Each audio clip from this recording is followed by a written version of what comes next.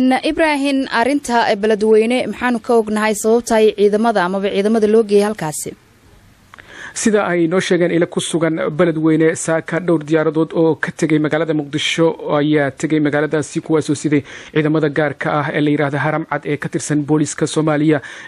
tirada ciidankaasi tagtay markii hore waxa lagu sheegay ilaa 150 askari waxaana dadka deegaanku ay sheegeen in la dejiyay garoonka kubadda cagta ee magaaladaasi gaar ahaan garoonka la yiraahdo Laqayo ilaa hadda wax wara oo ka soo baxay hay'adaha ammaanka ee dawladda federaalku ma jiraan oo ku aadan sababta ciidankaasi loo geeyay beledweyne inagu og in ciidamo kala duwan oo kuwa militariga Soomaaliya ka tirsan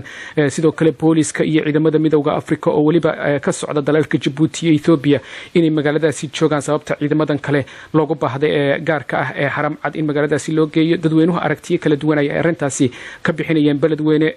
waxay ka mid tahay magaalooyinka lagu wado inay ka dhacdo doorashada xildhibaanada golaha shacabka ee baarlamaanka federaalka oo dhowr iyo 20 kursi ayaa magaaladaasi doorashadeeda lagu qaban doona marka dad waxay leeyihiin ammaanka doorashooyinka ayaa loo geeyay halka aad ogtahay in magaalada xiisada ay ka taagnaayeen dhowrkii toddobaad ee ugu dambeeyay oo ku saabsan arinta doorashada Hirshabelle ee Jowhar ee madaxweyne Cali Guudlaaw uu soo baxay oo qabaa'ilka deegaanka qaarkood ay aad uga soo horjeesteen isla markaana xitaa ay jabhadi ka abuurantay magaaladaasi duleedkeeda oo nin generaal xul yiraahdo uu madax ka yahay marka dabcan iyadoo xiisadaasi magaalada ka jiraan ay ciidankani tageen laakiin ilaa hadda saraakiisha booliska iyo kuwa dawladda federaalkuba kama hadlin sababta ciidamadaasi saaka loo geeyay beledweyne